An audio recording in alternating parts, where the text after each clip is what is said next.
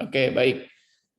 Nah, untuk mata kuliah metodologi penelitian di pertemuan 10 ini, kita akan membahas terkait dengan hipotesis dan pengujian hipotesis. Ini penting, terutama bagi kalian yang nanti akan melaksanakan penelitian kuantitatif.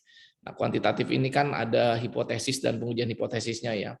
Walaupun nanti kalian kualitatif, tapi pengetahuan ini penting kalian dapatkan juga gitu ya. Yang kualitatif kemarin jangan lalu nggak perlulah saya nggak, karena ini akan menjadi penting juga buat kalian. Siapa tahu kalian ya akan merubah jadi menjadi kuantitatif nanti di proskripnya, ataupun nanti untuk pengetahuan kalian ketika sudah lulus gitu ya, atau kerja nanti harus melakukan survei, kuesioner, mengolah data dan sebagainya. Itu ya.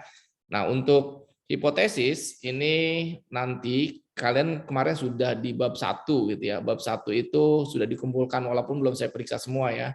Nah, nanti bab 2 kalian mengerjakan di UAS dan bab 3 juga gitu. Nah, bab 2 ini kalian sudah saya ajari juga kemarin ya, bagaimana landasan teori, bagaimana penjelasan variabel penelitian, dan penelitian terdahulu ini untuk penelitian kuantitatif ya. Ini kita fokus dulu di kuantitatif hari ini. Gitu. Nah, nanti kemarin kalian sudah ada beberapa sudah ada judul gitu ya. Judulnya nanti misalkan ya, ini saya contohkan saja, ada beberapa judul yang sudah bab satunya. Bab 1 sudah oke, sekarang bab 2 tinggal kalian cari landasan teorinya. Misalkan tadi ya, kemarin saya contohkan saja lah, misalkan motivasi mahasiswa, pengaruh motivasi mahasiswa eh, dan penghasilan orang tua terhadap prestasi mahasiswa. Nah, ini nanti kalian cari landasan teorinya nih, teorinya apa? Apakah tadi contohnya teori itu banyak ya? Nanti kalian sudah dijelaskan pada sebelumnya. Jangan sampai salah nih, di pertemuan sebelumnya sudah dijelaskan. Kemudian penjelasan variabel penelitian. Variabel penelitiannya apa saja yang sudah kalian tadi kalau itu kan berarti 3 tuh. Motivasi mahasiswa, penghasilan orang tua, indeks prestasi mahasiswa. Ini. Jadi dijelaskan tuh motivasi itu apa, kemudian ada nggak definisi dari penelitian terdahulu, dari sumber-sumber akademis lainnya, ini harus dijelaskan masing-masing variabelnya. Setelah itu baru penelitian terdahulu. Nah, di panduan kita, pedoman kita itu penelitian terdahulu itu minimal 10 gitu ya, 10 penelitian yang kalian akan sajikan nanti dalam bentuk judulnya, penelitiannya apa, variabelnya apa, hasilnya apa, perbedaan dengan penelitian yang sekarang itu apa. Jadi dalam bentuk tabel gitu ya. Nah, ini sudah dibuatkan juga dalam panduan tuh gitu, penjelasan tabel-tabel tersebut. Dan sekarang kita rencana ini mau langganan jurnal internasional Emerald. Ini cukup mahal ya, kita beli ini ya. 100 juta lebih nih kalau kalian boleh tahu gitu ya. Oleh karena itu, nanti kalian akan diberikan akses. Ini jurnal ini banyak isinya ya. Puluhan, ratusan yang jurnal bereputasi. Jadi kalian nanti harus memasukkan minimal beberapa jurnal internasional sebagai referensi gitu. Pasti ada tuh, ada yang kaitan-kaitannya ada. Apalagi kalian S1 ya, kebanyakan replikasi gitu ya, replikasi. Jadi nanti kalian akan memasukkan di situ. Jadi kalian dikasih akses nanti free nih. Ini insya Allah mungkin Januari udah bisa kita coba nih ya. Kami akan berikan masing-masing seluruh student itu, mahasiswa di sini akun untuk mengakses jurnal internasional. Ini penelitian terdahulu. Kemudian kerangka pemikiran teoritis.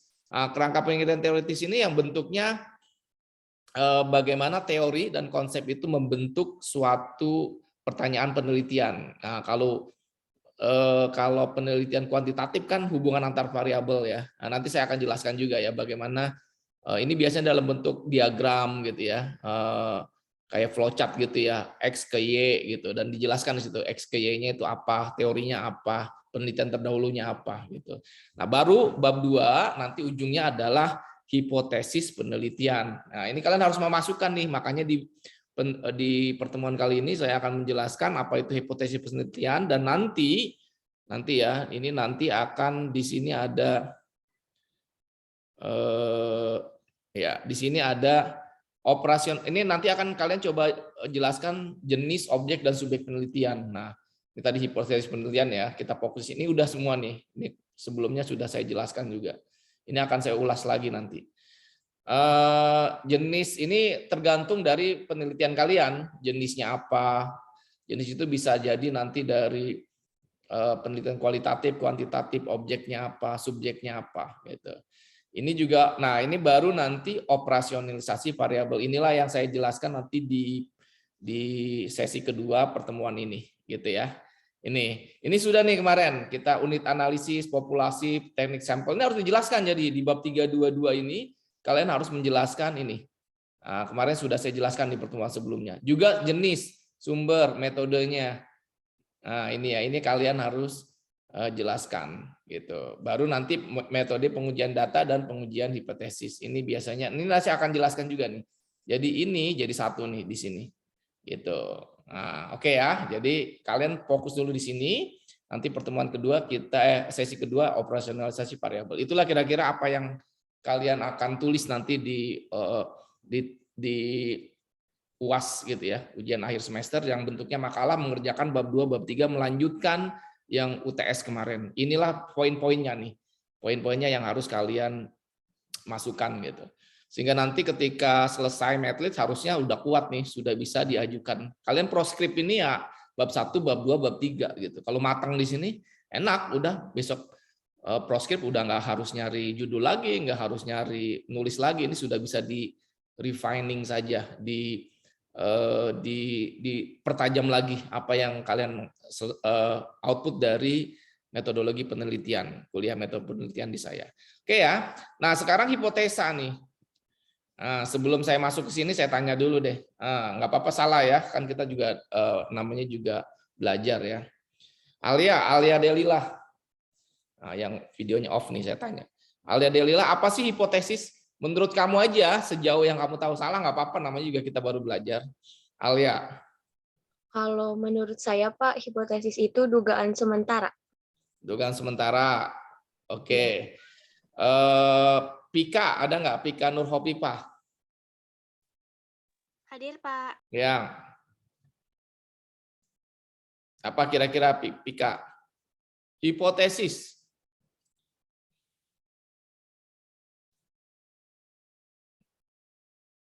Lihat Google pasti ini. Setahunya aja apa?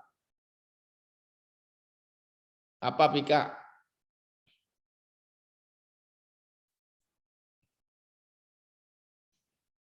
Alia tadi bilang dugaan sementara. Oke. Jawaban sementara kali ya. Jawaban. Oke, Anissa Nur Safitri. 5 orang saya tanya nih. Anissa.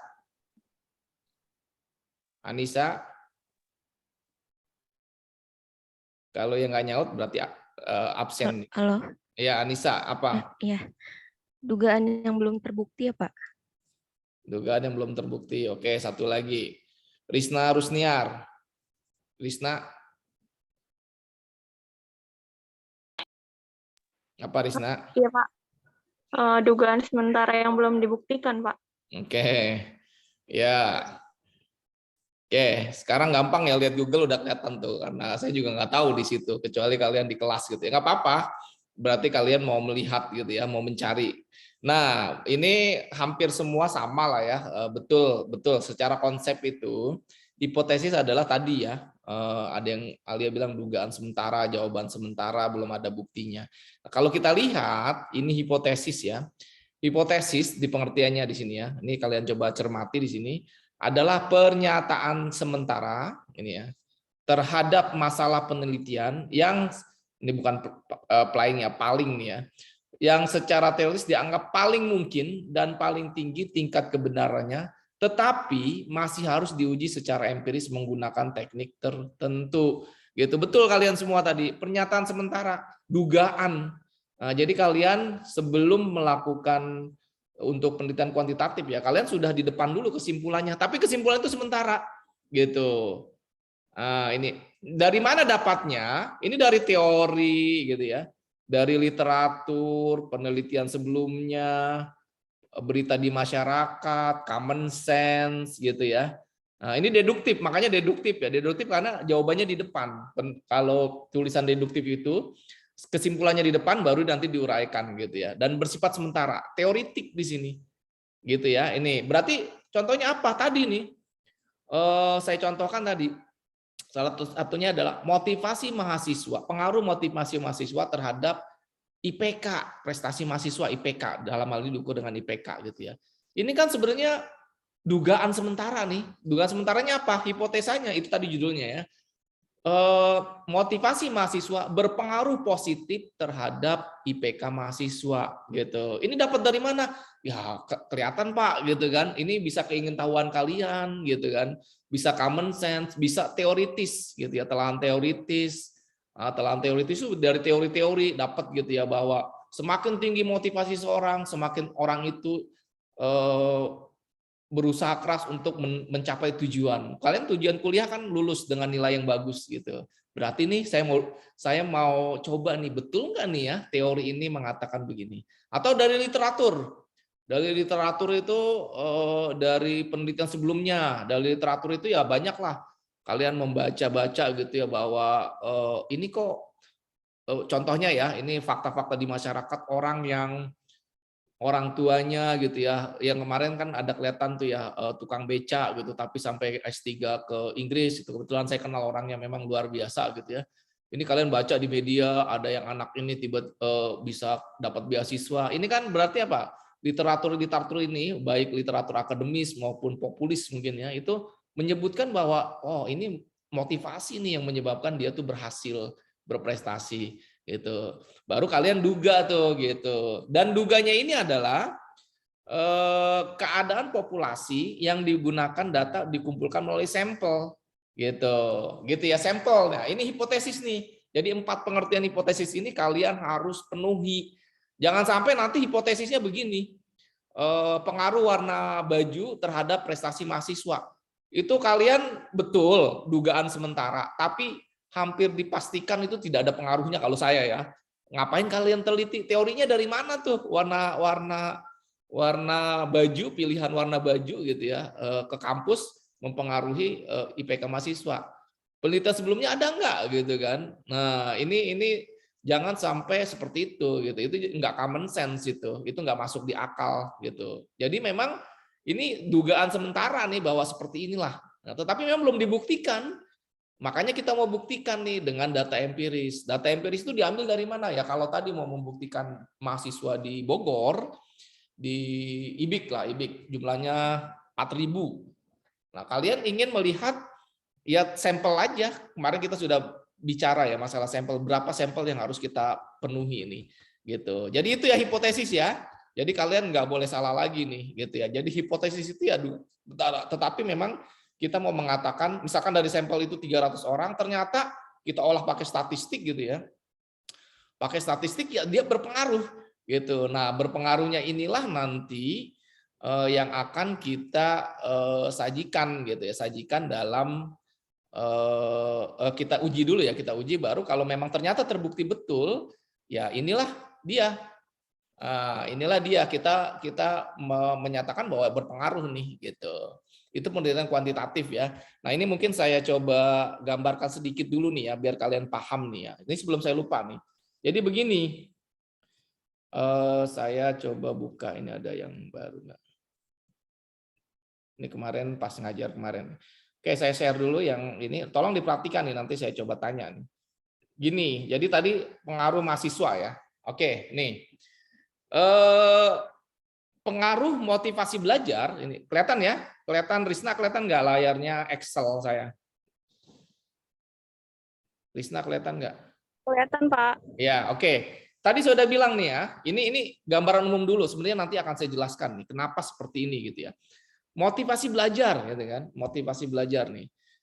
Pengaruh judul kalian kita anggap variabelnya 2 lah ya, variabelnya 2 supaya dimudahkan, minimal 3 kalau kalian kuantitatif. Misalkan gini judulnya, pengaruh motivasi belajar terhadap IPK.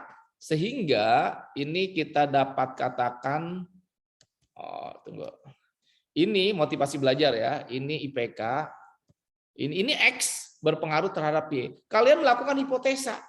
Nah, hipotesanya adalah di sini ya, motivasi belajar berpengaruh positif terhadap IPK mahasiswa. Nah, ini udah dugaan sementara. Kalian menyatakan ini motivasi belajar nih punya pengaruh positif terhadap IPK mahasiswa. Dari mana kalian berkesimpulan seperti ini? Dari studi sebelumnya, dari literatur, dari informasi masyarakat, dari keingintahuan kalian. Tapi keingintahuan kalian itu memang terbukti common sense gitu. Bukan mengada-ada tadi yang saya bilang. Pengaruh gaya rambut terhadap IPK mahasiswa itu hampir dipastikan, nggak hampir dipastikan sih, itu kalian capek lah kalau seperti itu, sebenarnya nggak didukung dengan teori ini gitu, dan sepertinya tidak berpengaruh gitu, itu dugaan sementaranya. Tapi kalau seperti ini bisa diduga, oh oke, saya bicara begini karena ada teorinya, ada literatur review sebelumnya, ada penelitian sebelumnya, ada mungkin di Surabaya gitu kan, di universitas yang lain. Nah, boleh kalian replikasi tapi di sini. Nah, S1 kan kebanyakan begitu ya, mereplikasi apa yang ada di tempat lain, diuji di lokasi tempat yang berbeda gitu. Nah, gitu. Nah, ini ada dua nih berarti kan. Caranya kalian adalah menentukan hipotesa dulu. Sekarang ini adalah kalau penelitian kuantitatif ya. Apa ukurannya kalian mengatakan motivasi belajar? Karena kalau penelitian kuantitatif itu harus ada angka. Gitu ya. Sementara motivasi belajar itu kualitatif. IPK beda IPK. IPK ini udah ada data kuantitatifnya. Nah, tergantung kalian nanti mau pakai data sekunder atau data primer. Kalau data sekunder kalian minta Baak aja, Pak, tolong dong saya minta IPK mahasiswa ini gitu kan. Itu data sekunder, artinya kalian data minta dari pihak ketiga yang sudah jadi. Tapi kalau data primer kalian survei, tanya, kasih kuesioner, ini IPK kamu berapa, tolong tulis IPK kamu berapa, itu data primer namanya, gitu ya, survei kuesioner, gitu. Nah, kalau dari 3.000 mahasiswa IBIK, 4.000 ya, kalian pakai rumus Slovin gitu ya, menentukan probability itu bagus, nanti pakai random sampling gitu ya. Ternyata dapat 300 orang nih, supaya representasi terhadap populasi. Caranya gimana ngambil? Caranya pakai random, kan mari kita udah belajar ya, random. Bisa juga stratified, bisa juga clustering. Kalau saya ulangi lagi nih, kalau stratified gitu ya, stratified itu kalian stratify dulu. Jadi saya nggak mau stratify dulu. Semester 1, 2 itu saya ambil dari 300 ya 50. Semester 3, 4 saya ambil 60 gitu. Jadi sampai 300 tuh. Baru nanti saya ambil random. Di semester satunya saya random caranya ya dikocok-kocok aja pakai nama gitu, dimasukin box misalkan ya, diambil, oh ini orangnya gitu. Kalau cluster kalian clustering, semester 1 kelas pagi, satu kelas saya ambil semua, itu cluster bedanya, dapat tuh. Nah, kalau dapat ya udah, kalian cara mengukur motivasi belajar tuh apa? Inilah yang nanti nih sesi kedua nih ya, ini yang disebut dengan nanti skala ukuran instrumen gitu. Ini pakai kuesioner nanti. Contohnya apa? Ini saya belum hilangkan dulu ya. Nah, pakai yang begini kuesionernya. Nanti kalian mengukur ini ya motivasi belajar, karena apa tadi? Kuantitatif, harus ada angka-angka. Sementara motivasi itu kualitatif ukurannya. Kita nggak tahu motivasi besar, tinggi, kecil gitu ya. Tapi kita harus angka-angkakan. Misalkan pertanyaan begini, motivasi belajar yang tinggi diperlukan untuk mencapai prestasi tinggi gitu. Kita tanya nih mahasiswa. Ini sangat setuju, dia akan menjawab 5. Setuju 4. Netral 3. Tidak setuju 2. Sangat tidak setuju 1 gitu. Ini ya, kita kasih ke 300 orang itu kita udah dapat sampelnya. Suruh ngisi mereka gitu dengan kuesioner ini. Ada satu lagi pertanyaan, berapa IPK kamu? Ini pertanyaan tertutup nih. Pertanyaan yang sifatnya nanti milih gitu ya. Nanti dikasih kosong di sini. Kita mau pakai data primer semua nih, gitu. Berarti udah kita dapatkan, gitu. Dia satu mahasiswa, misalkan mahasiswa A, gitu ya. Mahasiswa A, dia motivasi belajarnya, sangat setuju saya Pak, gitu. Ini ya sangat setuju nih. Yang 5 ini ya, tadi 5 ini, sangat setuju. 5, oke. Ya, IPK-nya, ketika kita lihat IPK-nya, wah IPK-nya memang benar nih 3,9. Nah, 3,9 ya tinggal ini. IPK. Kemudian ada satu mahasiswa lagi yang dia ini tidak, dia mencerminkan bahwa dia tuh tidak termotivasi lah, bahwa dia mencerminkan bahwa motivasi itu memang ya tidak ada hubungannya dengan ini. Nah, IPK-nya ternyata betul. Jadi IPK-nya cuma 2,8 gitu. Sekarang berapa lagi? Oh, ada yang jawab 4. Setuju, Pak. Nah, ini IPK-nya tapi lebih rendah dari yang jawab 5 tuh. Misalkan ya, ini misalkan nih 3,7. Gitu. Ada lagi yang jawab 1, nggak termotivasi dan IPK-nya betul 2,7. Nah, terakhir ini kumpulin ini 300 orang nih, kita anggap, kita sederhanakan lah.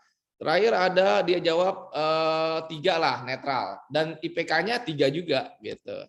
Nah, kalau dari sini data-data ini kalian udah peroleh, kalian masukkan ke SPSS. Kalian pakai nanti uji hipotesis, regresi, apakah ini berpengaruh atau tidak. Ada uji t-test, z-test, tergantung populasi, nanti saya jelaskan setelah ini. Nah, kalau dari sini pun ketika kita masukin SPSS ini udah ketahuan nih apakah berpengaruh atau tidak gitu. Nah, kalau di sini bagaimana tuh? Dia motivasinya tinggi, IPK-nya tinggi. Motivasinya agak 2, IPK-nya ya 2,8. Motivasinya 4, setuju gitu ya, motivasinya tinggi, dia 3,7. 1 cuma 0,27. 3, 3.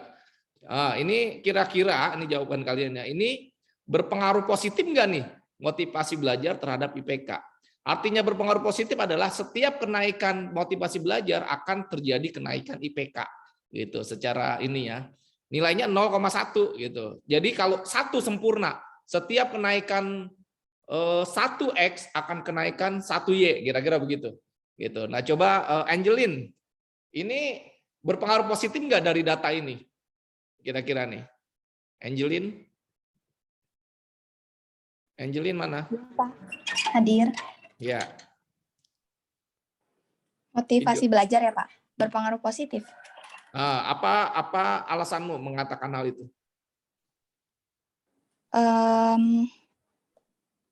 Karena itu yang motivasi belajarnya 5, IPK-nya tinggi.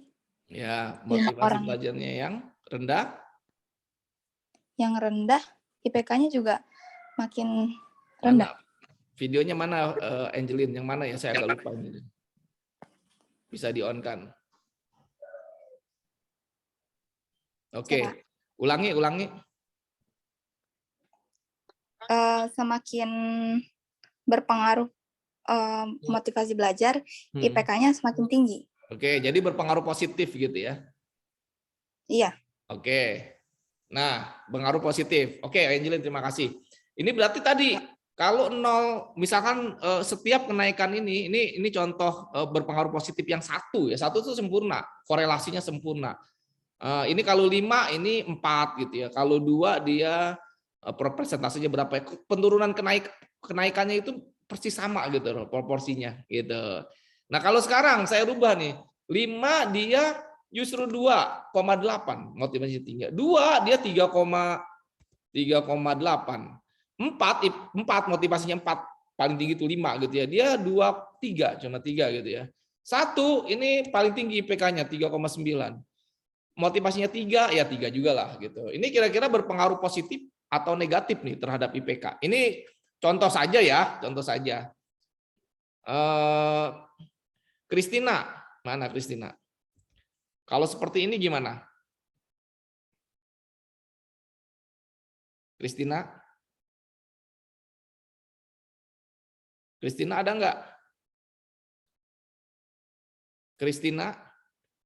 Ini saya, Kristina ada? Berarti absen nih kalau saya panggil nggak ada. Kristina ada? Sekali lagi.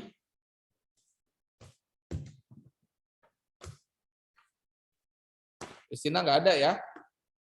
Oke, saya tanya yang lain. Yang videonya off di sini. Wilda, gimana? Wilda, Kristina, Wilda. Iya, Pak. Iya, kalau seperti ini gimana? Ngikutin nggak? Koreksi negatif, Pak. Nah, Maaf, kenapa suara saya alasanmu? terdengar tidak. Alasanmu gimana, Wilda? Kenapa korelasi negatif? Bapak suara saya tidak. Iya, kedengeran. Kenapa berkorelasi negatif? Karena semakin kecil IPK-nya, Pak. Oh, semakin besar motivasi justru semakin kecil IPK-nya gitu ya. Iya, Ya, Pak.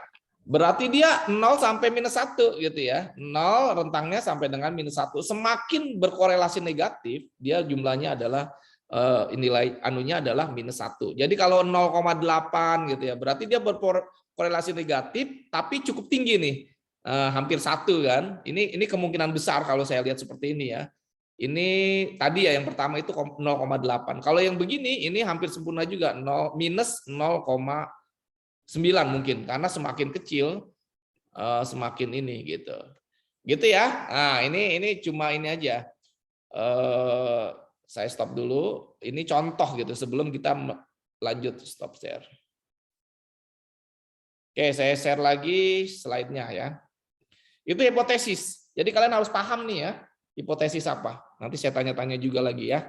Jadi siap-siap aja ini standby. Oke, hipotesis. Kalian udah paham ya. Karakteristik hipotesis ini penting ya. Tadi ya diturunkan dari kerangka teoritis atau bukti empiris penelitian sebelumnya. Jadi ada teorinya. Kalian berkata tadi motivasi mahasiswa berpengaruh positif terhadap IPK. Dari mana teorinya? Ada nggak penelitian sebelumnya? Ada nggak literatur reviewnya? Nah, ini konsisten ya. Nah, jadi penelitian sebelumnya bisa jadi begini terbukti nih. Saya pengen coba di IBIK, betul nggak nih terbukti? Atau ada bukti baru yang sebenarnya saya masih ragu-ragu nih. Ada beberapa literatur yang mengatakan ini berpengaruh negatif, ini tidak berpengaruh, tergantung lingkungan, tergantung apa gitu kan, tergantung banyak hal. Ya saya mau tes lagi nih betul nggak? Mengandung suatu prediksi ya, ini kan prediksi masuk akal, logis, jangan sampai nggak logis tadi itu yang saya bilang pengaruh potongan rambut terhadap IPK mahasiswa gitu.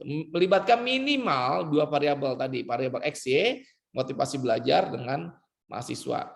Perkiraan yang tepat dan terukur, tadi motivasi bisa diukur nggak? Bisa, ya kan? Pakai apa tadi? Pakai kuesioner.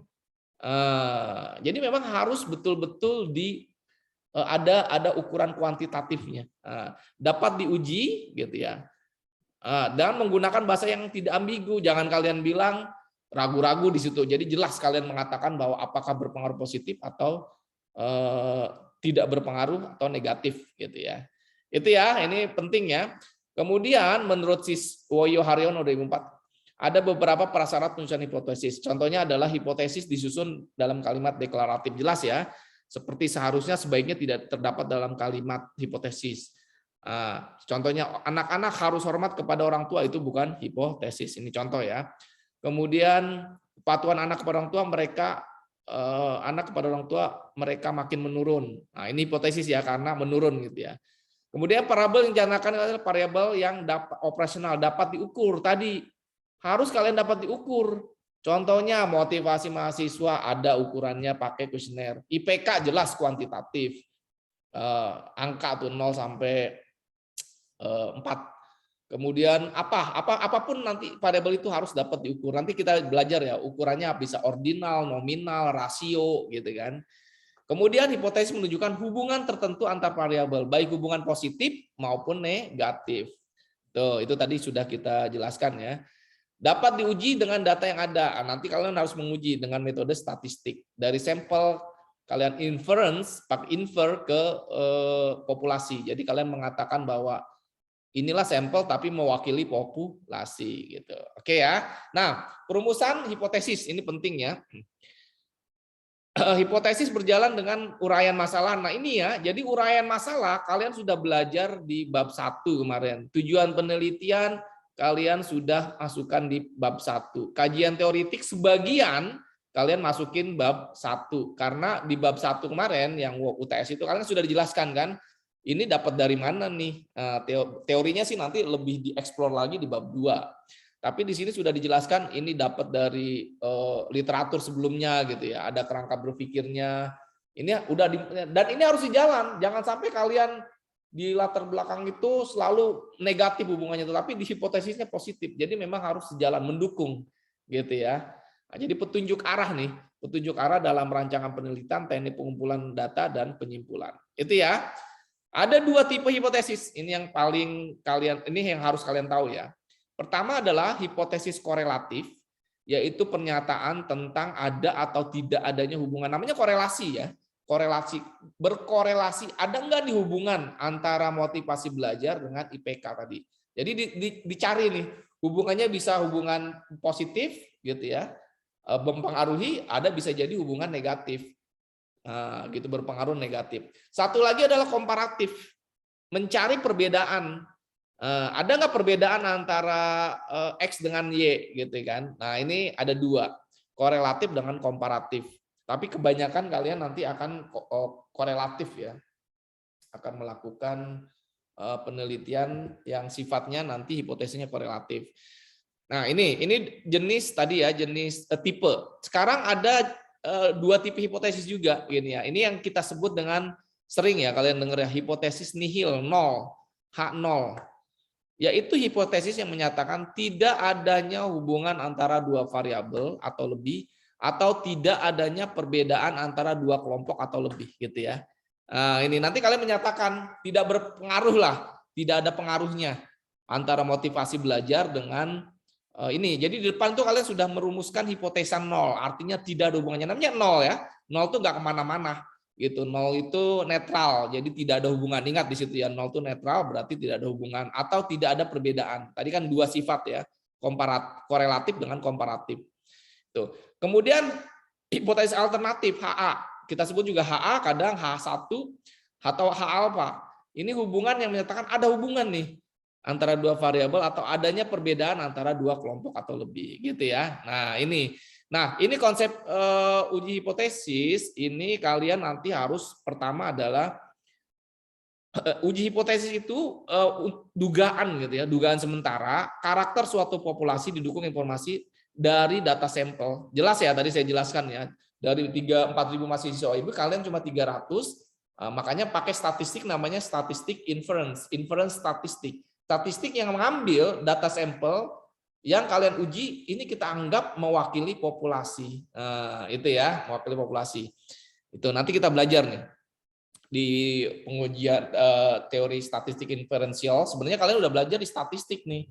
Tapi nanti saya coba recap lagi ya supaya kalian refresh lagi. Oh, dulu begini gitu ya.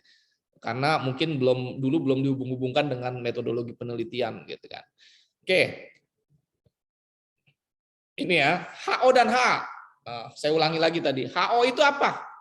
Nah, ayo, saya tanya lagi ya. Ini HO, Hasna Fauzi. HO itu apa? Masih ingat nggak tadi? Tadi sudah saya jelaskan. Yang 0, Pak. Iya, apa tuh? H0 itu apa? Apa ya?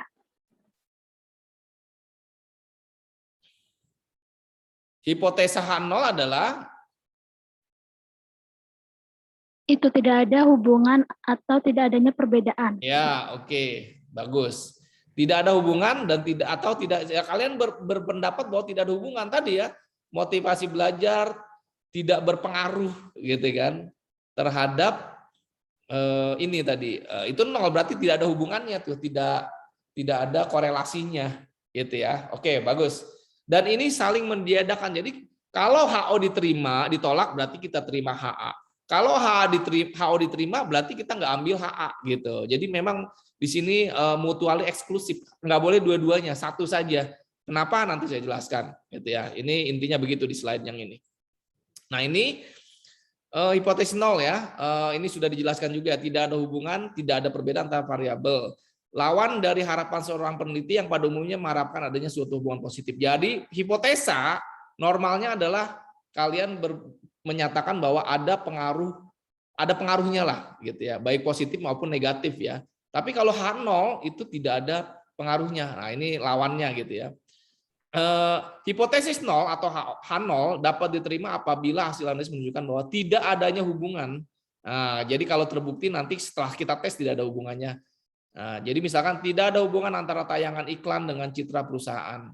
Ini contoh ya, tidak ada hubungannya. Ketika kita tes berarti memang HO-nya kita terima, H0-nya kita terima. Gitu. Ini ya, tidak ada hubungan antara tayangan iklan dengan citra perusahaan. Tadi kita hipotesanya, mungkin ini hasilnya ya, tayangan iklan berpengaruh positif terhadap citra perusahaan gitu. Nah ini kita ambil tadi, misalkan tayangan iklan itu seperti apa nih? Nah saya coba tanya lagi nih, kan tadi kalau ini ya ada 2 variabel nih, tayangan iklan dengan citra perusahaan gitu. Bagaimana cara mengukurnya? Kalau tadi motivasi belajar itu pakai kuesioner, setuju tidak setuju gitu ya, pakai skala Likert. Tadi IPK kita ambil nilainya, ini gampang karena udah ada ukuran kuantitatifnya. Bagaimana ini, silakan saja berimprovisasi ya, berimprovisasi. Kalau seperti ini, kita tadi hipotesisnya adalah tayangan iklan berpengaruh positif terhadap citra perusahaan. Kita uji ini nanti. Nah, kira-kira tayangan iklan ini cara ngukurnya gimana ya? Supaya nanti ada data kuantitatif yang kita masukin. Ini variabel kan? Nah, ini kan variabel. Yang namanya variabel itu kita udah belajar di pertemuan keberapa gitu ya. Itu ada nilai yang nanti saya ulang lagi deh, berbeda gitu ya. Enggak ada variasi nilai antar objek yang kita tanyakan gitu ya. Jadi responden. Nah, tayangan iklan ini apa ya? Ini sebenarnya banyak ya cara mengukurnya, tetapi menurut pendapat kalian tayangan iklan ini apa yang bisa kita ukur dari sini gitu. Hubungan antara tayangan dengan citra perusahaan. Gimana? Maria Purba. Iya, Pak. Ya, tayangan iklan ini cara mengukurnya gimana nih? Supaya kita masukin data statistik ke SPSS. Kita pengen tahu lah tingkatan-tingkatannya gitu. Mungkin dengan primer, Pak, survei. Surveinya gimana? Kasih kuesioner, Pak. Siapa respondennya? Yang nonton TV. Oke, jadi contohnya gimana? Pertanyaannya gimana di kuesionernya?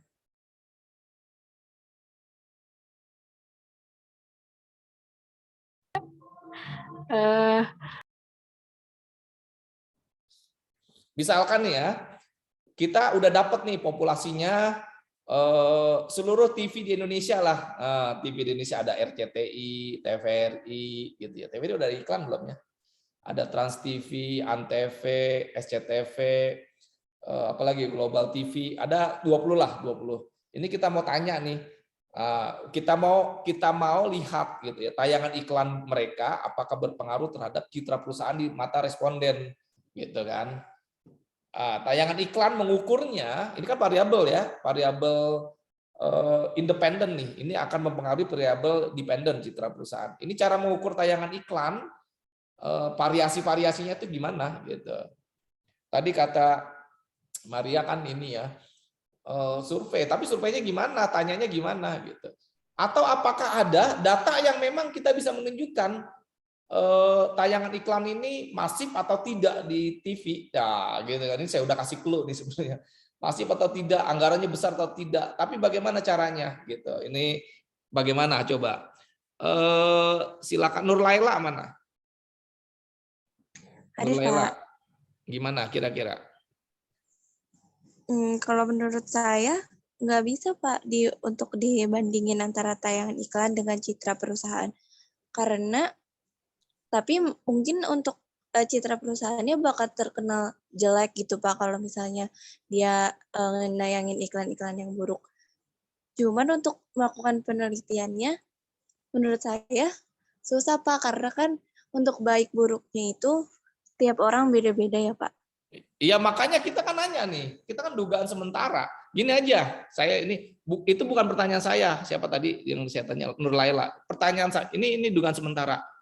Semakin banyak tayangan iklan, perusahaan itu naik nggak citranya? Ini kan dugaan yang logis banget, ya nggak? Logis nggak nih? Rian, logis nggak? Logis kan? Wah, iklannya macam-macam. Coba kalian lihat Nike, Adidas, iklannya masif. Ini citranya tinggi. Wah, ini dia bisa beriklan misalkan. Itu hubungannya logis banget, tapi kita mau membuktikan gitu loh. Mau membuktikan betul nggak X gitu ya. X ini tayangan iklan berpengaruh terhadap citra perusahaan. Ini logis banget loh, bisa dijadikan. Kita belum bilang nih betul atau tidak. Ini logis lah. Kalau saya tanya di sini, coba nyaut siapa yang logis di sini? Kira-kira logis nggak nih? Adira logis nggak? Logis nggak hipotesa ini? Jawab aja ya atau tidak. Iya, Pak. Oke. Jessica, logis nggak? Logis, Pak. Sangat logis. Ya. Oke. Kebanyakan pasti logis lah. Nah, logis lah ya. Yang saya tanya adalah, kalau tadi motivasi belajar bisa pakai itu. Karena motivasi belajar kan kualitatif. Kita nggak tahu motivasi seorang. Masa bisa jadi kecil, besar. Nah, itulah variabel. Kalau variabel itu yang disebut dengan ada perbedaan nilai. Ada perbedaan nilai. Variabel itu contoh ya motivasi, ada yang besar, kecil. Nah, kita kuantitatifkan dalam bentuk range 1 sampai 5. Semakin besar motivasinya semakin tinggi. Kita uji nanti dari primer, data primer. Data primernya apa? Ya contohnya tadi tanya aja. Atau bisa juga nggak pakai itu. Caranya apa? Caranya dilihat saja observasi misalkan ya. Observasi itu kan bisa jadi nanti. Observasi itu kita lihat nih mana yang sering masuk gitu kan, ya sering bertanya, itu kan motivasinya tinggi gitu ya. Ya motivasinya tinggi. Berarti bisa jadi dari situ data sekunder kan, data primer tapi ada juga nanti mungkin dari yang lain. Pokoknya kita mau kuantifikasikan si A, si B, si C ini kita dapat ukur tinggi, rendah, sedang gitu. Itulah variabel. Variabel itu bisa diukur. Ada perbedaan-perbedaan nilai gitu. Gitu. Tadi IPK mah udah jelas banget. Bisa data primer, sekunder. Tetapi itu bisa kita dapatkan dari langsung bertanya atau dari BAK kita tanya aja BAK. Saya belum IPK mahasiswa ini dapat. Gitu. Gitu ya, itu jelas itu. Jadi nggak perlu kita konversi dari kualitatif ke kuantitatif. Nah sekarang tayangan iklan ini logis ya, hipotesanya logis.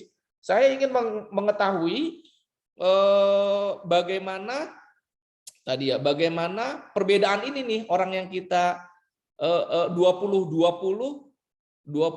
TV ini gitu, 20 TV ini nih kita tahu dari mana ya, respondennya terserah nanti mau dari mana datanya gitu. Kira-kira apa tadi cara mengukurnya? Ya, coba siapa lagi nih ya? Asna. Asna gimana? Data sekunder bukan, Pak. Gimana? Data sekunder. Ya, contoh data sekundernya apa? Bisa data sekunder contohnya?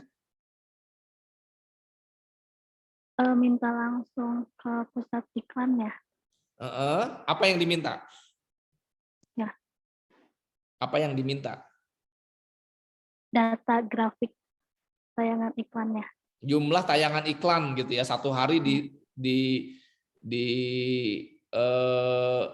misalkan gini ya, gini aja. Tadi perusahaan TV ya, maksud saya produk lah ya, produk sepatu gitu ya. Kita lihat nih produk sepatu ini ngiklannya seberapa masif di media gitu ya, sehari Iya, Pak. berapa gitu. Betul nih. Ini siapa yang saya tanya? Asna ya, betul. Itu salah satunya. Atau kita lihat aja anggarannya mereka. Misal perusahaan nih, Nike, Adidas, apalagi sih perusahaan sepatu di sini Indonesia lah. Kita lihat nih yang di Indonesia ya, berapa sih Bapak punya anggaran buat iklan? Semakin banyak kan semakin masif gitu kan, semakin masif. Atau dilihat di TV, wah ini nggak pernah ada iklan, di media juga hampir saya lihat nggak ada iklan. Kalian bisa mengamati itu, ini iklannya jarang, tetapi ini masif banget nih kalau yang Nike sama Adidas nih selalu ada di pinggir jalan. Ya kita harus sama tapi ngukurnya ya. Kalau di media massa kalian cari semua media massa dari beberapa perusahaan itu gitu, perusahaan sepatu gitu. Nah, kita lihat, kita urutkan nanti. Misalkan kita ambil anggarannya saja. Wah, anggaran Nike untuk iklan sampai 100 miliar gitu kan. Kemudian Adidas 98 miliar. Gitu. Kemudian sepatu apa lagi? Kasogi ya. Kasogi masih ada nggak ya? Ini cuma 10 miliar. Bata ini 1 miliar. Udah dapat tuh perbedaan. Gitu. Baru kita sandingkan dengan citranya nih. Citranya, nah cara mengukur citra perusahaan apa? Ayo. Ini penting nih. Cara mengukur citra perusahaan gimana? Ridwan. Iya, Pak. Gimana cara mengukur citra perusahaan?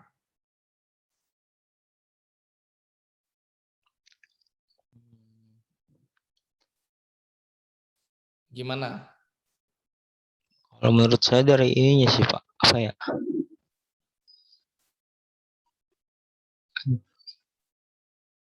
Apa? Nggak tahu ya. Silakan yang mau tahu. Bingung, Pak. Yang mau jawab nanti saya kasih poin deh. Ayo yang mau jawab. Siapa? Anwari, Pak.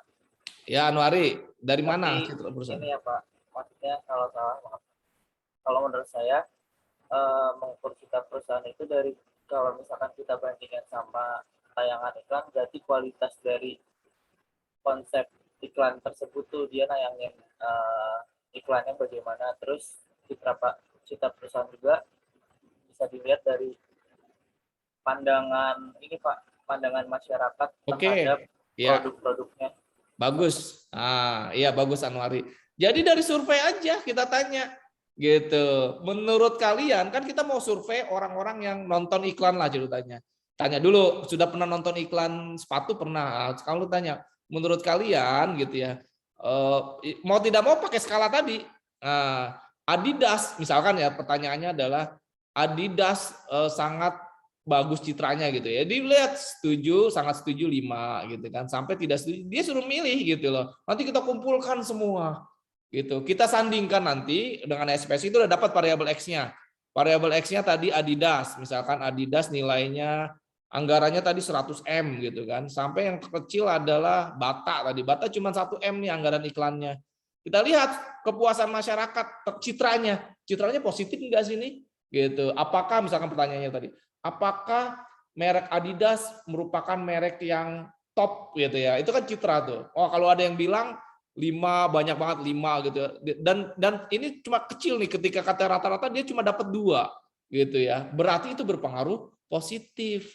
Nah, jadi betul toh semakin banyak tayangan iklan, semakin berkualitas tadi Anwarin menambahkannya. Tayangan iklan, nah kualitas biasanya kan kualitas juga dilihat dari iklannya bagus nggak nih gitu kan. Banyak tuh iklan bagus banget. Itu bisa jadi ukuran juga. Itu citra perusahaan bisa meningkat. Nah, gitu. Gitu ya, paham ya? Nah, sekarang yang kedua nih, ini biar kalian paham banget ya. Kalau saya meletakkan fondasi, kalian nanti oh begini toh cara mengukurnya. Kepuasan nasabah dengan loyalitas, bagaimana cara mengukurnya gitu kan. Ayo di ini aja. Nih saya Anwari ya, Anwari nanti saya kasih poin tambahan nih. Oke, siapa? Kepuasan nasabah itu gimana cara mengukurnya? Misalkan saya ingin melihat kepuasan nasabah BCA lah, gitu. Gimana cara mengukurnya? Kepuasan nasabah berpengaruh positif, hipotesa saya ya, hipotesa H1, HA atau H alfa. Kepuasan nasabah berpengaruh positif terhadap loyalitas nasabah bank. Nah, gimana saya mengukur? Ini kan variabel X-nya nih. Ini variabelnya. Bagaimana saya mengukurnya? Kepuasan nasabah, data primer, data sekunder, apa ukurannya, indikatornya apa gitu. Coba, silakan. Nggak apa-apa salah. Saya tetap kasih poin. Ayo. Pak, saya mau coba, Pak. Ya, siapa nih? Alia. Alia, boleh. Gimana Alia? Kalau kepuasan nasabah itu bisa pakai survei, Pak. Ya. Kayak tadi. Kayak misalkan pelayanannya gimana, kayak gitu. Dari 1 sampai 5 berapa poinnya. Ya. Kayak Good, gitu. well done. Terus ya, bagus. Loyalitas? Kalau loyalitas itu bisa dari data, misalkan dia seberapa lama gitu Pak di bank tersebut. Iya, bagus banget ini Alia. Bagus. Ya, well done, bagus Alia. Betul sekali itu salah satu ya. Jadi kepuasan apa tanya aja. Anda puaskah dengan kepuasan dengan pelayan BCA? Udah begitu saja. Kita kasih skala 5 sampai 1 gitu. 5 sangat setuju. Loyalitas apa? Loyalitas tanya aja berapa lama sudah menjadi nasabah BCA. Bisa dari banknya, tapi bank biasanya nggak mau ngasih ya. Ya ini kan rahasia apa namanya nasabah. Ya survei juga, tetapi pertanyaannya itu seberapa lama Anda? Pertanyaan bukan skala Likert ya. Dia pertanyaannya seberapa lama nominal, bentuknya nominal. Kalau tadi ordinal, sekarang ordinal atau interval. Sekarang pertanyaannya suruh nyebut bulannya, tahunnya. Itu nominal namanya. Makanya nanti ada skala pengukuran itu nominal, ordinal, apa namanya interval. Itu saya jelaskan setelah ini. Gitu. Jadi tulis aja di situ. Jadi yang kita survei adalah orang-orang nasabah bank, jelas kita pakai sampel ya. Nggak perlu bank juga nggak apa-apa, tapi kalau kita tanya bank kan udah berapa lama dia, wah susah tuh. Tanya aja dia nulis 2 tahun, 3 tahun gitu ya. Jadi kita hubungkan kepuasannya, dugaan saya gitu ya, semakin puas dia semakin makin loyal dari perusahaan, jadi nasabah di situ. Gitu ya. Oke, ini udah bagus nih. Ya, Anwari, Alia, terima kasih. Next. Ini apa nih? Coba saya kalikan ini. Hipotesa 0, nah ini sama lah ya. Nah, ini contohnya tadi nih, warna rambut akan berpengaruh keterampilan baca STT. Bagi kita seorang akademisi itu tidak akan percaya akan hal itu. Nah, ya inilah make sense enggak gitu loh. Kalau hipotesanya nggak masuk akal, janganlah gitu. Capek-capek kalian kemungkinan tidak ada hubungannya tuh besar gitu. Oke ya. Ini kalian baca aja nih, kita masih banyak soalnya. Nah, sekarang uji hipotesis. Ini penting ya. Kalian cara ngujinya gimana, Pak? Kita sudah dapat tadi gitu kan. Variabelnya dapat, caranya, skalanya dapat, datanya dapat. Sekarang cara ngujinya gimana gitu. Ini yang penting ya. Ini seharusnya kalian sudah belajar di statistik. Saya nggak tahu bagaimana pemahaman kalian ya. Nah, ini contoh hipotesis 0 ya. Hipotesis yang diuji akhir suatu pengujian. HO ditolak atau HO gagal ditolak. Gitu. Jadi tadi HO itu kan tidak ada pengaruh ya. Nah, misalkan tadi motivasi belajar mahasiswa tidak berpengaruh terhadap IPK. Nah, kita uji kalau nanti HO-nya itu ditolak gitu atau gagal ditolak, berarti gagal ditolak adalah cukup bukti data untuk menolaknya gitu ya. Nah, ini kita lihat formulasinya. Ini contoh lah ya, HO. Obat A sama khasiatnya dengan obat B. Nah, tadi kan ada 2 ya, komparatif dengan korelasi. Nah, kalau ini komparatif nih, A dengan B. Jadi HO-nya adalah H0-nya ya, H0 atau H0 ya, bilanglah H0, A sama dengan B. Gitu. Tidak ada perbedaan. HA-nya atau H1-nya itu A tidak sama dengan B gitu. Ini tidak sama kan begini kan. Sorry saya pakai mouse jadi enggak, harusnya ditulis nih ya. Gitu. Nah, tidak ada hubungan juga begitu. Tidak ada hubungan antara jumlah ini. Nah, kalau HA tadi H0-nya ya. Obat A tidak sama khasiatnya. Jadi ada perbedaan di sini. Nah, ini ya tadi A tidak sama dengan B. Ada hubungan baik itu hubungan positif maupun negatif. Intinya gitu ya, 0 itu netral. Intinya gitu, kalian harus tahu tuh. Nah, membuktikan suatu hipotesis penelitian SOG-nya yang diteliti antara populasi. Tetapi kan kemarin kita sudah tulis ya, populasi itu luar biasa susah. 4.000 orang mahasiswa IBIK kalian harus survei itu membutuhkan tenaga luar biasa. Gitu, ya kan? Apalagi kalau populasinya lebih jauh lagi, lebih tinggi lagi. Mahasiswa di Kabupaten Bogor, jumlahnya puluhan ribu. Apalagi lebih tinggi lagi, mahasiswa Indonesia. Wah, itu jumlahnya jutaan ya, mungkin jutaan ya, saya nggak tahu. Itu banyak banget, makanya kalian hanya populasi sampel saja. Nah, tetapi kalau sampel, ya tetap ada error kan? Gitu, ada errornya. Sehingga bisa jadi nanti hipotesa kalian, karena ada kemungkinan salah sampel, itu ada error. Errornya tipe 1, tipe 2. Nah, ini kalian baca saja, ini banyak banget nih saya sediakan. Ini juga ya, hipotesa seperti apa gitu ya. Ini kalian baca saja, ini referensi bacaan, nanti kalian lihat. Saya udah pilihkan yang paling bagus nih ya. Nah, tuh. Sekalian tinggal klik-klik aja, nanti ini banyak sekali referensi bacaan bagaimana. Tetapi saya akan menjelaskan, ini nggak perlu nih, langkah-langkah uji hipotesis. Itu tadi kalian baca saja. Yang pertama adalah formulasikan dulu H0 dengan HA-nya. Nah, jadi kalian formulasikan dulu nih H0 dengan HA-nya. Tadi contohnya motivasi. Berarti kan H0-nya adalah motivasi belajar tidak berpengaruh terhadap IPK mahasiswa. HA-nya alternatif, A itu alternatif ya. HA itu alternatif. Alternatifnya adalah berpengaruh gitu. Jadi saling mutually eksklusif. Kalau satu mengatakan berpengaruh, satu lagi tidak berpengaruh. Itu tidak boleh saling beririsan gitu ya. Jadi bertolak belakang lah gitu. Ini ya. baru tentukan batas kritis alfa. Nah, ini makin susah nih. Kalian baca tadi ya. Ini di yang tadi saya siapkan tadi itu link-linknya itu kalian dalam bahasa Inggris sih. Tapi karena saya lihat video-video di Indonesia itu kurang baik menjelaskannya gitu ya. Tapi ya ada subtitlenya di bawah ya. Kalian nanti baca saja. Berulang-ulang apa-apa. Jadi batas kritis nanti akan saya jelaskan. Lakukan uji Z, T, F, atau chi-square. Chi-square, bukan chi ya, chi bacanya, chi-square. Nah, ini bagaimana saya akan jelaskan. Kemudian keputusan uji menggunakan p-value, V, itu probability. Dengan batas kritis kalian akan membandingkan gitu ya. Masih bingung ya? Sabar, nanti saya akan jelaskan satu-satu. Yang terakhir adalah kesimpulan. Inilah kalian harus lakukan deskripsi kalian. Gitu. Jadi formulasikan HO, HA, ini saya ulangi lagi ya.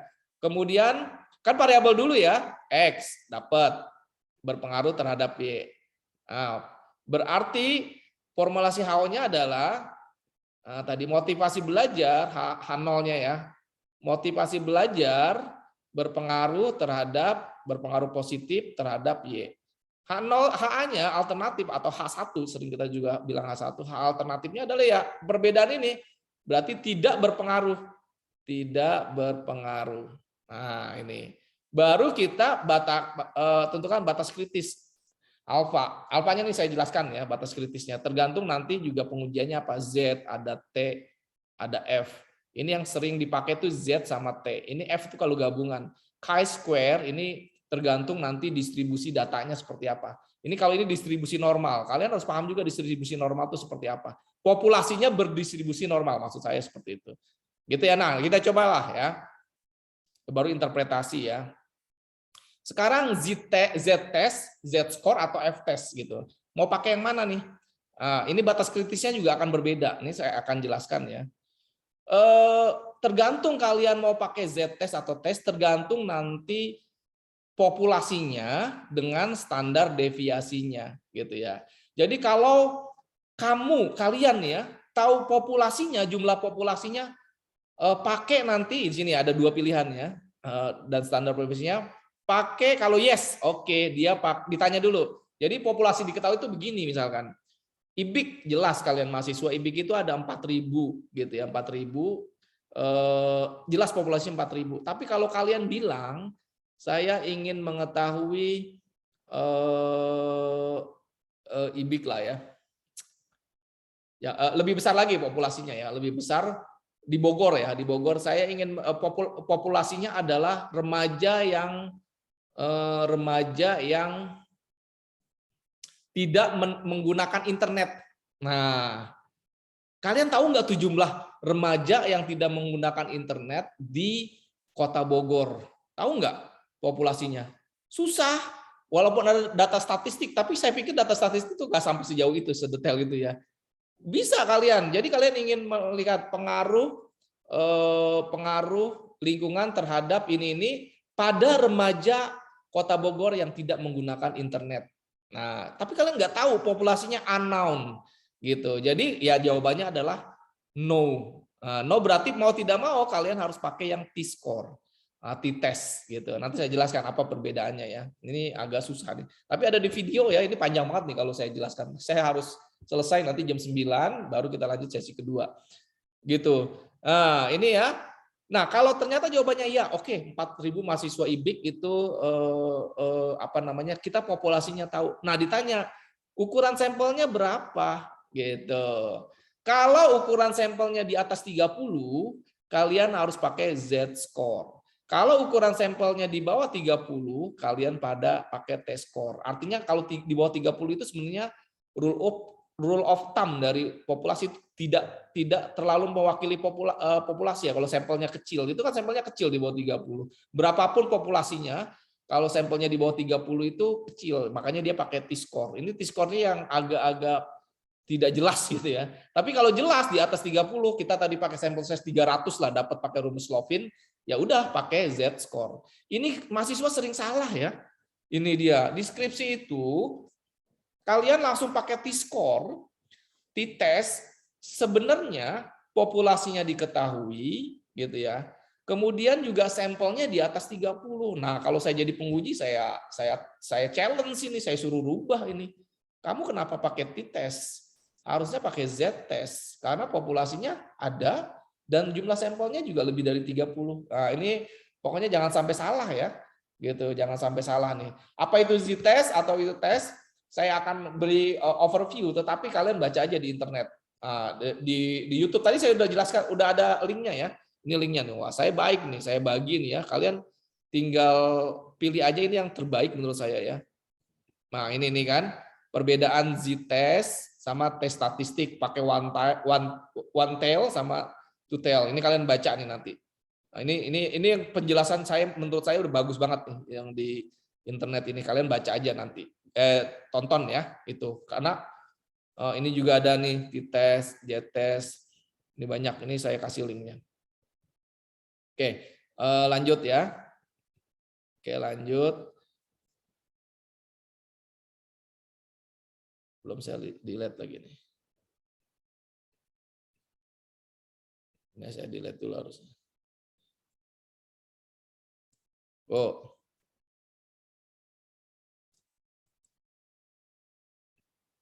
Ini kelebihan. Saya lupa supaya delete yang ini. Oke, tapi dari data ini kalian sudah dari grafik tadi, dari ini sebenarnya udah tahu ya. Saya nggak perlu jelaskan selain yang ini. Oke ya ini ya. Inilah. Pokoknya kalau yang sampel size-nya di bawah 30 dan ini ya. Gitu ya. Dan populasinya itu tidak ketahuan, itu pakai yang t-test gitu ya. T-test itu yang lebih tidak pasti gitu ya, intinya begitu. Oke, kita lanjut ya. Nah, sekarang ini masih pelan-pelan ya, ini udah tadi. Z-test itu tes ukur apa gitu ya. Nanti saya harapkan kalian nonton videonya, karena deskripsi kalian nanti yang kuantitatif, ini nggak boleh salah nih. Gitu. Kalau saya menguji, saya suruh rubah, kenapa kamu pakai ini gitu. Padahal, tapi mahasiswa itu rata-rata pakai tes gitu ya. Nah, ini berarti gini ya, saya coba, ini namanya distribusi normal. Kalian di statistik ini udah tahu kan distribusi normal itu apa? Seharusnya tahu nih ya. Seharusnya tahu. Tapi saya coba recap lagi deh. Coba saya tulis aja ya. Gini. Distribusi normal itu gini. Misalkan gitu ya. Kita mengukur di sini aja lah di kelas. Di kelas ini mungkin ya cowok gitu ya. Cowok ini rata-ratanya mu gitu ya. Rata-rata tinggi badannya adalah, saya asumsi saja nih 165 cm. Oke. Gitu kan? Rata-rata nih. Nah, ini kita pakai distribusi normal tabelnya. Ini sekilas saja dulu ya. Kenapa bentuknya kayak bel gitu kan? Harusnya kalian udah paham nih. Belajar di statistik. Oh, saya pakai mouse jadi agak gini. Gitu ya. Mu-nya ini rata-rata di sini nih, gitu. Berarti mu-nya gitu ya. Ini 165 nih tinggi mahasiswa di sini. Tetapi ada namanya standar deviasi. Standar deviasi itu cara ngukurnya adalah perbedaan gitu ya, rentang perbedaan gitu. Nanti mungkin ada yang 160, ada yang ini kan min ya. Ini min sama dengan rata-rata nih sebenarnya. Mu itu min. Ini rata-ratanya ya. Tetapi kan kalau kita ukur ada 165 di sini ya. Ada yang paling tinggi mungkin 180. Di sini ada nggak 180? Siapa yang 180 tingginya di sini? Atau 180 ke atas? Ada?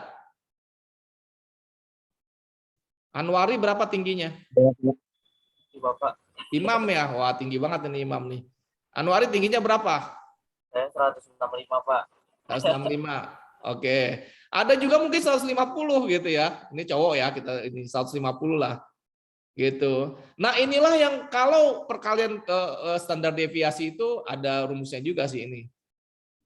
Standar deviasi itu ininya begini. Ini jadi nanti standar deviasi ini perbedaan ini. Kalau paling tinggi 166, paling rendah di sini ya 164, itu standar deviasinya kecil dibanding dengan standar deviasi yang tinggi gitu. Ada yang 180, 150 gitu. Nah, inilah namanya perbedaan dari standar deviasinya. Ini standar deviasi 1, ini standar deviasi -1. Nah, minus 1. Ini standar deviasinya 2 standar deviasi.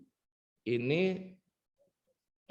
minus 2 standar deviasi. Ini kalian pahami ya. Standar deviasi dapat nih. Standar deviasinya artinya 2 lah. Kita coba 5 lah. 5 biar gampang ya. 5 cm dengan standar deviasi. Simpangan baku gitu ya, simpangan baku. Gitu. Berarti di sini ini ya. 165 itu min rata-rata. Ada orang yang di sini berarti ya, di sini ya, di sini nih. Ini yang tingginya adalah 170.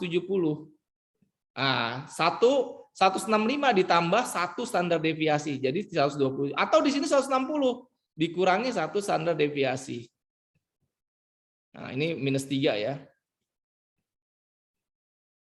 3 standar deviasi, ini 3 standar deviasi. Oke, gitu ya. Ini 60. Ini artinya, ini kan ada rentang di sini ya. Ini kalian pahami dulu sebelum ini. Ini ada rentang di sini nih.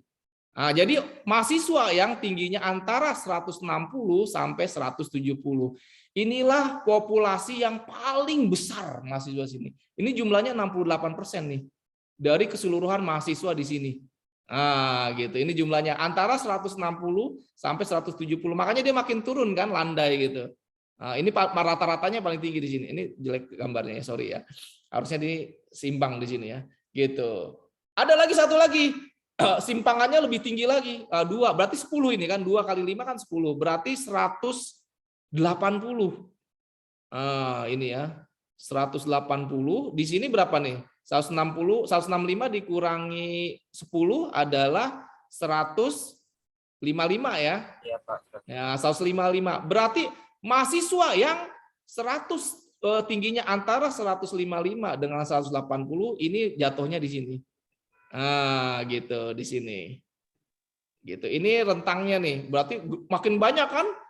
Nah, sisanya ini sedikit di sini. Sisanya sedikit nih, gitu. Inilah yang membentuk 95% populasi. Jadi 95% orang di sini tingginya antara 155 sampai 180. Ini 95%.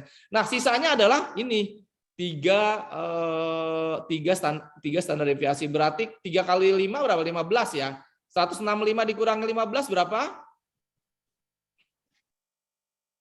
165 dikurangi 150. Ya, 150. Di sini 185 ya. Ada nggak nih? Bisa jadi nggak ada gitu ya.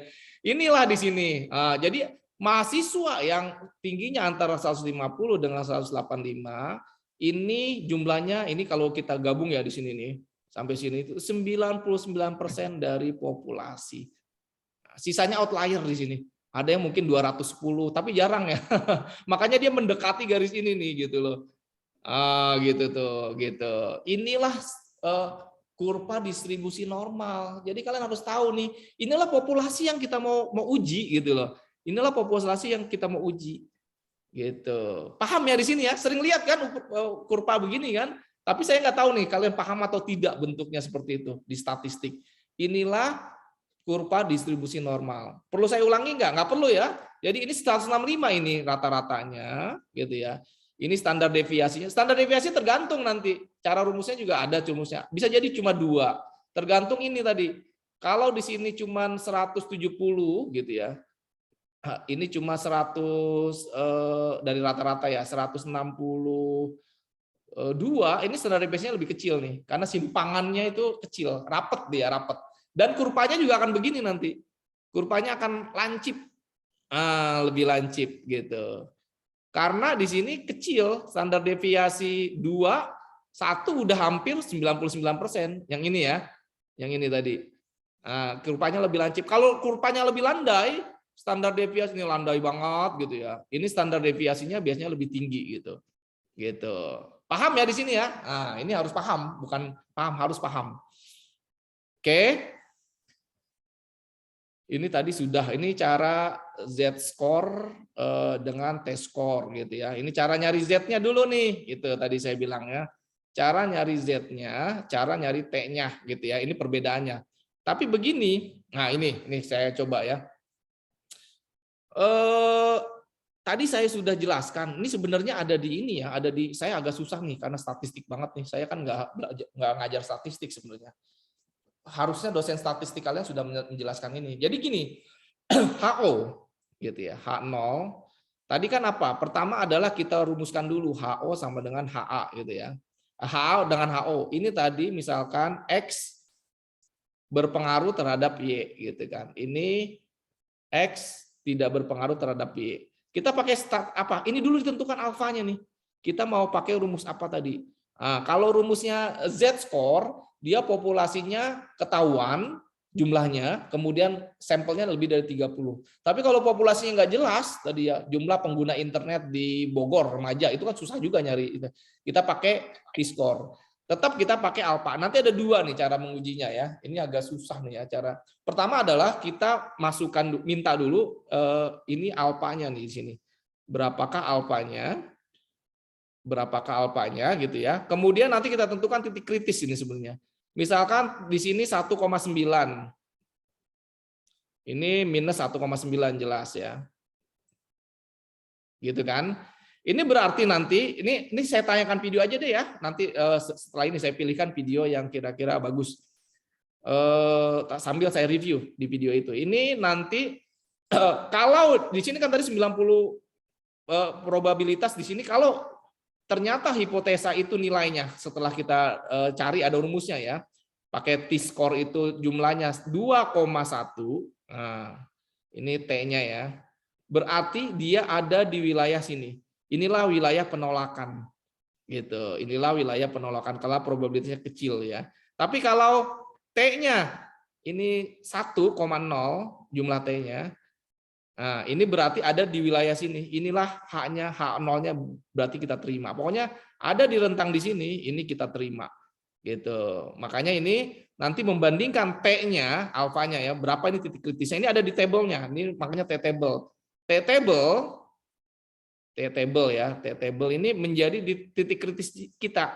Kalau ternyata perhitungan T kita, gitu, T aktualnya ya, T perhitungan itu lebih besar dari T-table, ini hipotesanya ditolak karena berada di ruang ini, di sini, gitu. Berarti hipotesa H0-nya kita tidak terima, berarti yang kita terima adalah tadi mutually eksklusif ya, HA. Tidak cukup bukti mengatakan bahwa X berpengaruh terhadap Y. Berarti HA-nya adalah tidak ini tidak berpengaruh ya, sorry, ini tidak berpengaruh, berarti kita bilang berpengaruh gitu. Itu ya. Nah, ini penting, ini agak susah nih memang ya karena harus statistik ya. Saya coba gini aja. Atau waktunya juga mepet ya. Gini aja ya, nanti saya coba kalian harus baca mau tidak mau nih karena waktunya nggak banyak ya. Kalian baca aja ini ya, nih critical value. Critical value itu tadi nilai T sama nilai Z-nya, gitu ya. Ini harus kalian tonton aja, berulang-ulang nggak apa-apa. Jadi sehingga kalian tahu nanti konsep kenapa di bawah critical value atau di atas critical value itu kita terima atau kita tolak hipotesa itu. Selama ini mahasiswa ketika saya tanya begitu nggak ada yang tahu tuh, dia cuma tahunya adalah rumusnya saja, tetapi filosofi di balik itu semua dia tidak tahu. Nah, saya nggak mau mahasiswa metodologi penelitian saya seperti itu, gitu ya. Tetapi memang karena waktunya nggak cukup ini, kalian baca dulu, nanti mungkin saya akan belikan kuis gitu ya, yang bisa mengukur kalian mampu atau tidak, kalian mengerti atau tidak, ataupun nanti di pertemuan terakhir saya akan ulang lagi karena ini memang salah satu titik penting untuk penelitian kuantitatif kalian. Seperti itu ya. Ini karena udah jam 9 nih, saya masih ada satu mata sesi lagi gitu. Setuju ya begitu ya? Oke. Setuju, Pak. Ya, setuju ya. Kalian harus baca, harus dengerin tapi mudah-mudahan ada pemahaman ya. Waktu di statistik Alia dapat nggak? Udah paham nggak Alia itu sebenarnya konsep seperti ini? Kalau saya waktu itu sih paham Pak, tapi sekarang perlu direview lagi. Oke. Dea gimana Dea? Paham Pak. Paham ya. Dulu-dulu ya mudah-mudahan udah paham ya. Sekarang tambah refresh gitu ya. Tapi ini kalian harus paham nih, mahasiswa saya harus tahu tuh uji-uji statistik begitu ya. Nanti kita coba juga pakai SPSS-nya di pertemuan selanjutnya. Oke, saya stop record dulu, nanti kita coba setelah ini ya, sampai jam 10 lah. Pertemuan kedua. Jadi ini 2 absen nih, tadi saya sudah jelaskan ya. Saya